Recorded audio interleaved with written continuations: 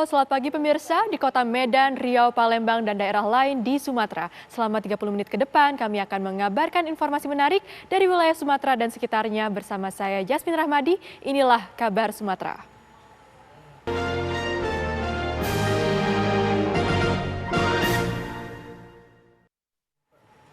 Antrean panjang kendaraan terjadi di sejumlah stasiun pengisian bahan bakar umum di Kabupaten Darmasraya, Sumatera Barat. Keterbatasan bahan bakar minyak jenis solar ini menyebabkan aktivitas warga terganggu.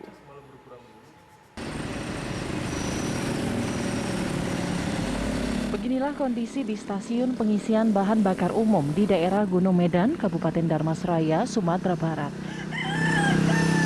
Terlihat antrian panjang puluhan kendaraan untuk mendapatkan BBM jenis solar.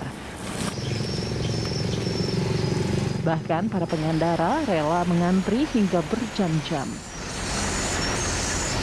Tadi malam sekitar jam 12 saya masuk sini.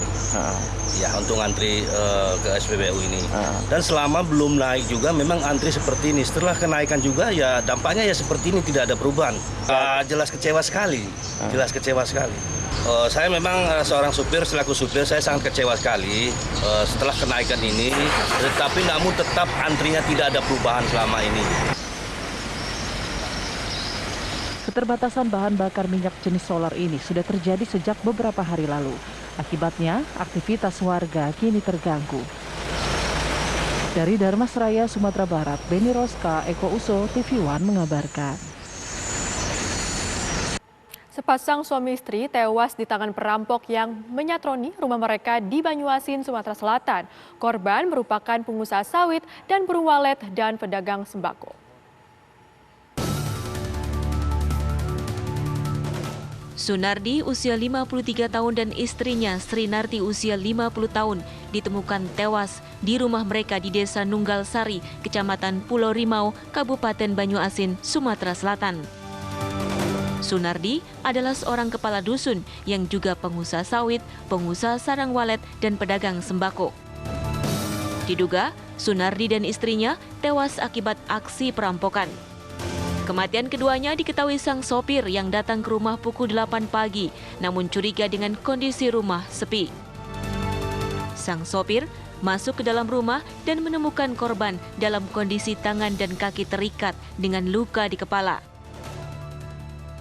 Kejadiannya kami kan kaget jam 8 itu kan, atau apa, sopirnya itu nyari bantuan kan. Kaget ada kejadian. Biasanya kan jam 8 tuh pintu depan udah dibuka, warung-warung kan. Udah dibuka, nah ini belum. Jadi sopirnya ke sini, Tahu-tahunya ketemu korban ya. Polisi telah menggelar olah TKP, mengumpulkan barang bukti dan keterangan saksi untuk memburu pelakunya. Dari hasil olah TKP sementara, sejumlah barang korban hilang, di antaranya perhiasan dan uang tunai. Berdasarkan hasil penyelidikan tadi kita olah TKP, didapati ada beberapa barang yang hilang, ada beberapa bungkus rokok yang memang kebetulan memang korban membuka warung sembako, lalu ada beberapa perhiasan yang dipakai oleh korban, dan juga ada sejumlah uang yang masih kita belum bisa perkirakan berapa jumlahnya. Dari hasil kita olah TKP, ada luka di bagian kepala yang menganga, yang dimungkinkan disebabkan oleh benda tumpul. Pihak keluarga berharap polisi segera menangkap pelakunya. Dari Banyuasin, Sumatera Selatan, Selamat TV One mengabarkan.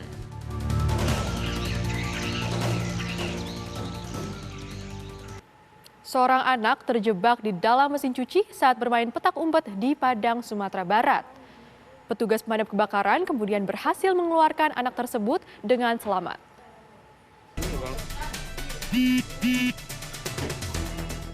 Beginilah kondisi Nafisa Fadila, balita berusia 4 tahun yang terjepit di dalam tabung pengering mesin cuci di rumahnya di Kelurahan Anduring, Kecamatan Kuranji, Padang, Sumatera Barat. Ia terjebak di dalam mesin cuci saat bermain petak umpet. Pihak keluarga lalu meminta bantuan tim pemadam kebakaran Padang untuk mengeluarkan Nafisa. Tak mudah mengeluarkan Nafisa. Untungnya, Nafisa tidak menangis. Ia tetap tenang meski hampir 1 jam tubuh mungilnya meringkuk di tabung mesin cuci. Karena Nafisa tidak bisa ditarik keluar, tabung pengering mesin cuci dilepas untuk dilonggarkan, sehingga Nafisa berhasil dikeluarkan. Nafisa pun tertawa girang.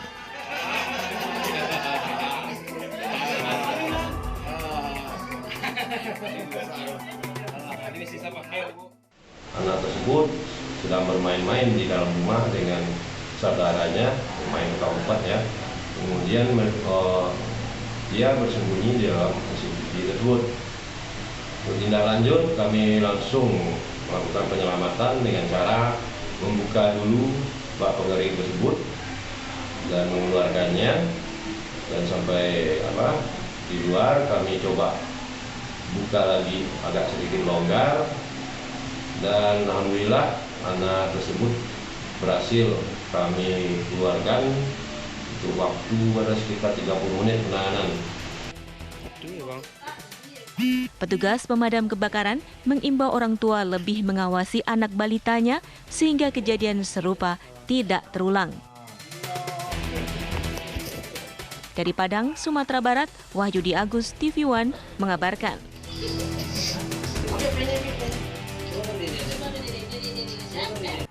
Diduga mengalami depresi, seorang pria melompat dari flyover setinggi 8 meter ke mobil yang diparkir di bawahnya. Meski sebagian mobil hancur, namun pria tersebut hanya mengalami luka ringan. Dari rekaman CCTV, inilah detik-detik seorang pria yang nekat menjatuhkan diri dari flyover Pelabuhan Feri dengan ketinggian 8 meter di Pelabuhan Feri Telaga Punggur, Nongsa, Kota Batam. Terlihat tiba-tiba korban memanjat tembok pembatas flyover. Dengan seketika korban langsung menjatuhkan diri sehingga menimpa salah satu mobil yang sedang terparkir di bawah flyover pelabuhan tersebut.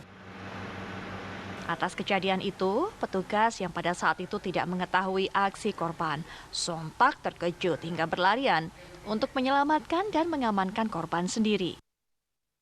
Beruntung atas insiden tersebut korban berhasil selamat namun mengalami luka di bagian kaki, sementara mobil yang ditimpa korban mengalami kerusakan pada kaca mobil pecah serta bodi atas mobil ringsek parah. Namun saat akan diselamatkan, pelaku yang mengalami luka malah melawan petugas.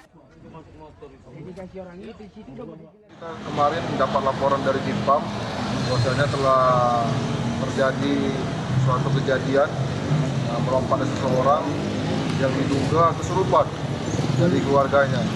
Jadi sekitar pukul 8.00 petugas parkir dari porter Pelabuhan Punggur melihat seseorang yang mondar-mandir teriak sambil ngomong-ngomong pengen pulang. Baru petugas parkir tersebut menanya sama beliau. Habis itu beliau pun bilang lapar. Habis itu petugas parkir porter itu mengasih 1 bungkus nasi. Setelah itu kena kendaraan lalu lalang ramai, jadi tidak terkontrol sama petugas parkir tersebut dan membiarkan orang tersebut tidak dalam pantauan lagi. Sekitar 30 menit kemudian orang tersebut melompat dari ketinggian 8 meter ke bawah mengenai satu buah mobil Yaris berwarna biru dongker. Setelah itu petugas dari Ditpam Pelabuhan Punggur mengamankan korban ke kantor Ditpam. Korban yang selamat atas insiden itu telah menjalani perawatan intensif terutama di bagian kaki. Dari Batam, Kepulauan Riau, Alboin, TV One mengabarkan. Pemirsa, kami akan kembali dengan sejumlah kabar menarik lainnya. Tetap bersama kami.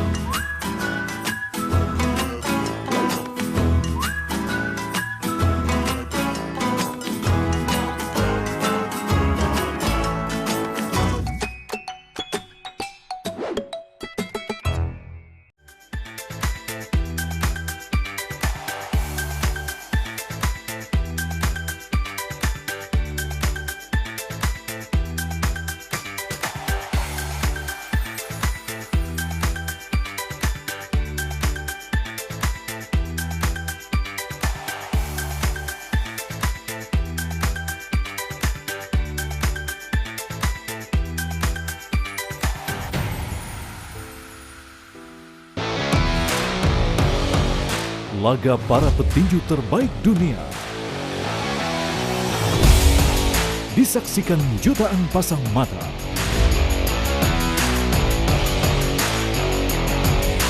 Menyajikan kelas pertandingan yang berbeda.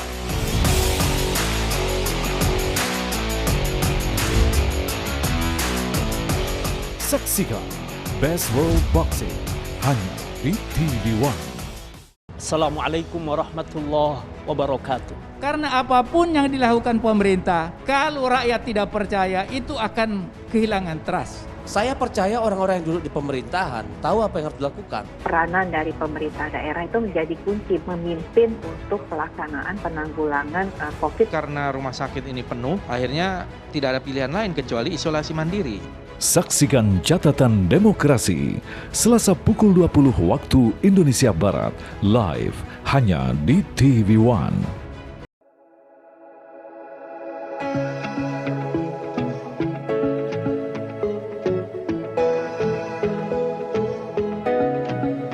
Aktual, faktual, dan lengkap adalah landasan sebuah berita menghasilkan perspektif secara tepat. Dengan dukungan teknologi terkini, hadir untuk Anda tvOneNews.com sebagai platform terintegrasi antara broadcast newsroom dan media digital. Akses segera tvOneNews.com melalui website maupun smartphone Anda berbasis Android dan iOS. tvOneNews.com.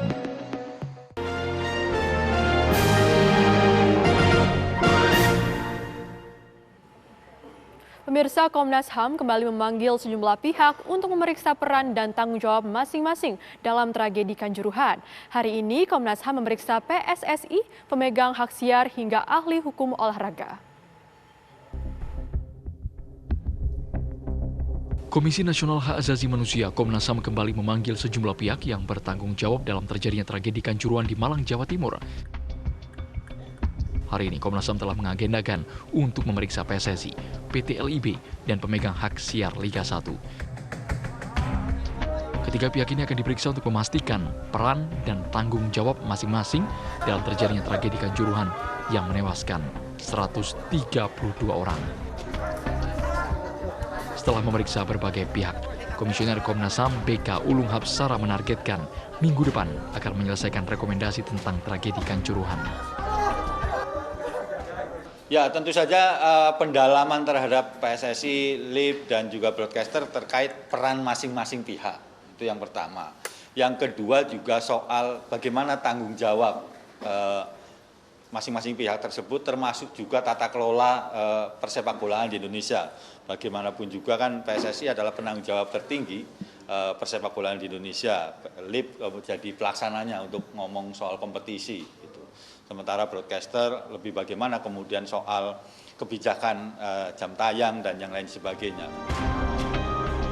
Meski telah diagendakan untuk diperiksa di pagi hari, Dirut PT LIB ternyata tidak dapat hadir, mengingat masih diperiksa di Polda Jawa Timur sebagai tersangka dalam tragedi Kanjuruhan. Dari Jakarta, Rizky Darmansyah, Dudi Ardiansyah, TV One mengabarkan. Setelah bertemu Komnas HAM, Direktur Programming Indosiar, Harsiwi Ahmad mengaku pihaknya bukanlah penentu jadwal pertandingan Liga 1, melainkan PT LIB. Berikut penjelasannya. Sudah menemui Komnas HAM, kami tadi ditanya atau dieksplor mengenai jadwal pertandingan, kemudian yang kedua adalah tentang penalti. Ya. Bu, sebenarnya sejauh mana? Oke, tadi kami sudah menjelaskan mengenai jadwal penayangan bahwa jadwal pertandingan itu otoritas final itu ada di LIB. Karena apa? Karena LIB adalah sebagai operator Liga 1. Satu-satunya operator Liga 1 di Indonesia yang kemudian mereka akan mengkomunikasikan ke broadcaster, kemudian pasti akan terjadi diskusi dan kemudian akan ada solusi-solusi. Nah, biasanya kami dalam diskusi tersebut akan memperhatikan berbagai aspek dan akhirnya nanti akan ada solusi-solusi yang didiskusikan bersama dan endingnya karena yang tahu lapangan adalah LIB, maka final otoritas ada di LIB dan kemudian kami semua termasuk broadcaster dan semua stakeholder mengikuti jadwal final yang dikeluarkan oleh LIB. Penyidik gabungan Bareskrim Polri dan Polda Jawa Timur kembali melakukan olah tempat kejadian perkara atau olah TKP di Stadion Kanjuruhan, Malang, Jawa Timur. Kali ini olah TKP dilakukan bersama tim Inafis dan Kejaksaan. Pihak kepolisian kembali melakukan olah kejadian perkara di Stadion Kanjuruhan, Malang, Jawa Timur. Olah TKP kembali dilakukan setelah tim penyidik memeriksa para tersangka pada hari Selasa dan Rabu. Hari ini, penyidik gabungan Bareskrim Polri dan Polda Jawa Timur datang ke Stadion Kanjuruhan bersama tim Inafis dan Kejaksaan pada pukul 10 waktu Indonesia Barat. Dirtipidum Bareskrim Mabes Polri, Brigjen Pol Andirian mengaku olah TKP difokuskan pada pintu-pintu stadion yang diduga tertutup saat kejadian. Saya lagi dampingin itu, Inafis. Ngecek. Ada berapa tim? Inafis saja. Inafis. Titik-titik yang akan diperiksa apa? Itu pintu-pintu gate-nya itu. Itu kan pada dikunci. Oh, sudah selesai. Hasilnya gimana? Polda yang ini, yang pegang, bukan saya.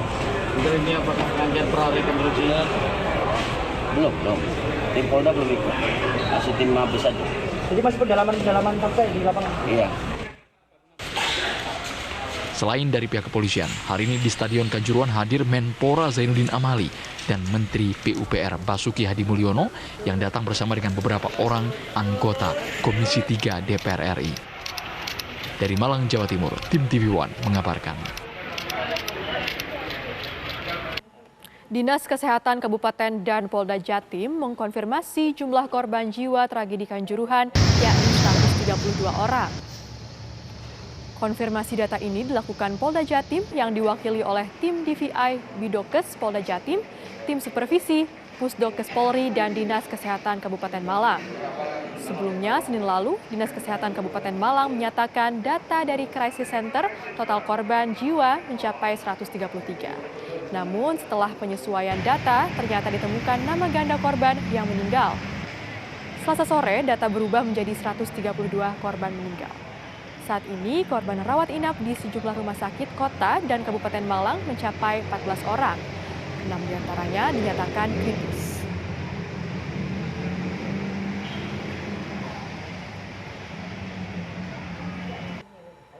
Kita beralih ke kabar lain. Pemirsa, Rizky Bilar ditetapkan sebagai tersangka terkait kasus kekerasan dalam rumah tangga terhadap istrinya Lesti Kejora. Setelah menjalani pemeriksaan, Rizky Bilar ditahan di Polres Jakarta Selatan. Penyidik Polres Metro Jakarta Selatan melakukan pemeriksaan terhadap Rizky Bilar dengan statusnya sebagai tersangka. Penetapan Rizky Bilar sebagai tersangka diputuskan setelah terpenuhi 2 alat bukti yang kuat. Penyidik juga mendapatkan hasil visum, bukti pendukung seperti rekaman CCTV, keterangan saksi, serta pengakuan Lesti Kejora yang menguatkan pelanggaran pidana Rizky Bilar. Kabid Humas Polda Metro Jaya mengatakan usai menjalani pemeriksaan, Rizky Bilar ditahan di Polres Jakarta Selatan. Dengan penanganan kasus KDRT atau kekerasan dalam rumah tangga yang dilaporkan oleh Saudari Lesti Kejora sebagai korban, dengan terlapor adalah Saudara Muhammad Rizky atau Rizky Bilar, yang mana hasil pemeriksaan kemarin kita telah menyampaikan kepada seluruh teman-teman media sekalian bahwa terhadap terlapor Muhammad Rizky ini statusnya sudah dinaikkan sebagai tersangka, dan juga setelah menjalani pemeriksaan sebagai tersangka mulai tadi malam hingga hari ini, penyidik telah mengeluarkan penetapan yang bersangkutan dilakukan penahanan mulai hari ini selama 20 hari ke depan. Ambil gambarnya teman-teman sekalian. Rencananya pada Jumat besok penyidik akan kembali memeriksa saksi, yakni penjaga rumah Lesti dan Bilar, untuk kembali dimintai keterangan. Sejak Rabu malam, Rizky Bilar menyandang status tersangka KDRT. Polisi mengungkapkan suami dari Lesti Kejora itu ternyata sudah berulang kali melakukan kekerasan pada istrinya. Dari Jakarta, Rizky Palupi, TV One mengabarkan. Usai dilakukan penahanan terhadap Rizky Bilar dalam kasus kekerasan dalam rumah tangga yang dilakukan terhadap istrinya Lesti Kejora, datang ke Polres Jakarta Selatan untuk mencabut laporan. Biduan dangdut ini datang ke Polres Jakarta Selatan untuk mencabut laporan dengan terlapor suaminya sendiri. Pencabutan dilakukan setelah Lesti dan Rizky Bilar bertemu dan mencapai kesepakatan damai. Kesepakatan damai ini tertuang dalam selembar surat yang sudah ditandatangani kedua belah pihak. Rizky Bilar sendiri hingga kini masih ditahan di Polres Jakarta Selatan karena penyidik baru bisa memutuskan pada hari ini usai dilakukan gelar perkara tentang restoratif justice.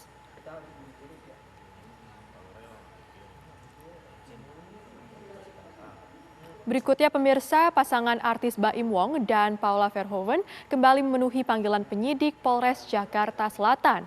Panggilan terkait konten prank KDRT yang dibuat Baim dan Paula. Gara-gara konten prank KDRT, Baim Wong dan istrinya Paula Verhoeven terpaksa berurusan dengan hukum. Pasangan artis Baim Wong dan Paula kembali memenuhi panggilan penyidik Polres Jakarta Selatan. Saat tiba, keduanya tidak banyak memberikan jawaban saat dikerubuti wartawan.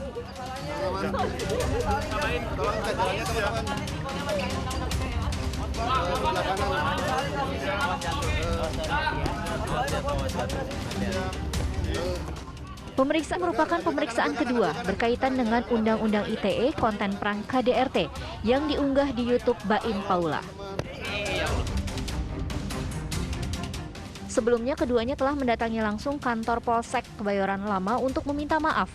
Baim bahkan mengaku salah karena membuat konten tanpa memikirkan sudut pandang publik. Meski sudah meminta maaf, tetapi polisi tetap memproses kasusnya. Ditambah lagi, sahabat polisi Indonesia juga telah melaporkan kedua pasangan ini karena dianggap melecehkan institusi Polri. Dari Jakarta, Rizky Palupi, TV One mengabarkan. Pemirsa, kami akan kembali dengan kabar lainnya usai jeda.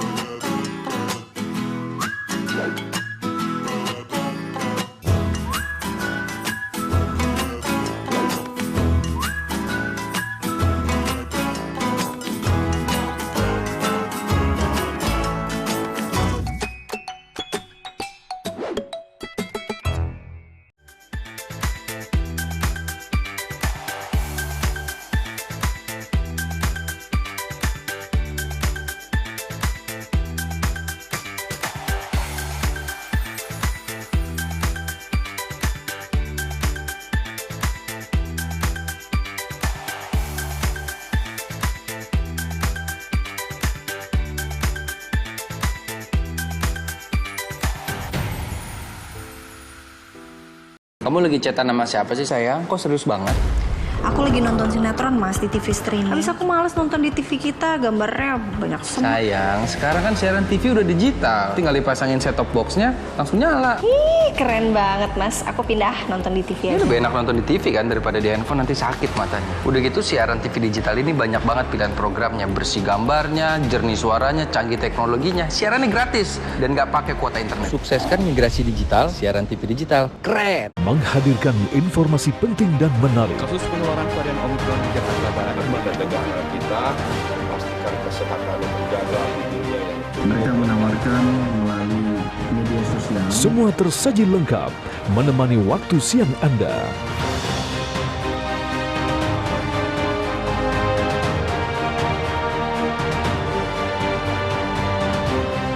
Saksikan Kabar Siang hanya di TV One.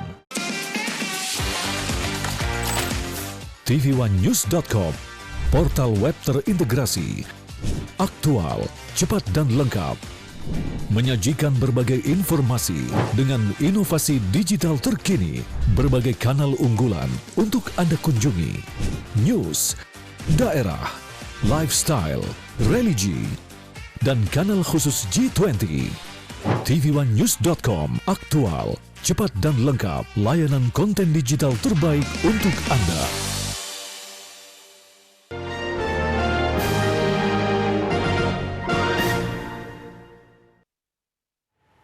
Anda kembali di Kabar Sumatera. Pemirsa, apa yang Anda pikirkan jika mendengar kuliner dari kota Palembang?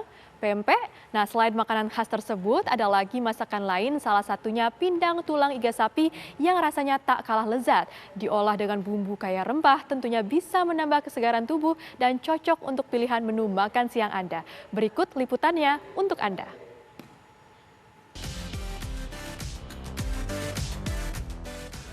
Salah satu varian pindang khas Palembang adalah pindang tulang iga sapi yang rasanya begitu istimewa. Memiliki rasa asam manis dan pedas, pindang iga sapi ini begitu diminati warga Palembang.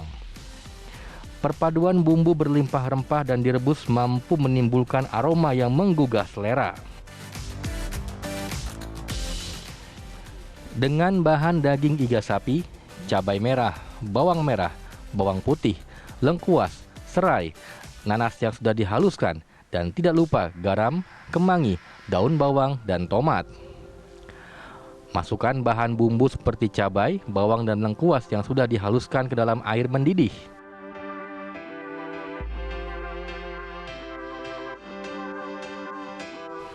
Kemudian masukkan daging tulang iga sapi yang telah bersih dan tunggu hingga daging iga menjadi lembut.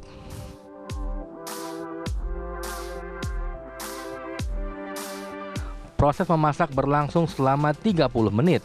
Lalu masukkan garam, gula, dan penyedap rasa. Pastikan daging sudah lembut dan sajikan pindang bersama irisan nanas, tomat, serta daun kemangi. Pindang tulang iga siap disantap.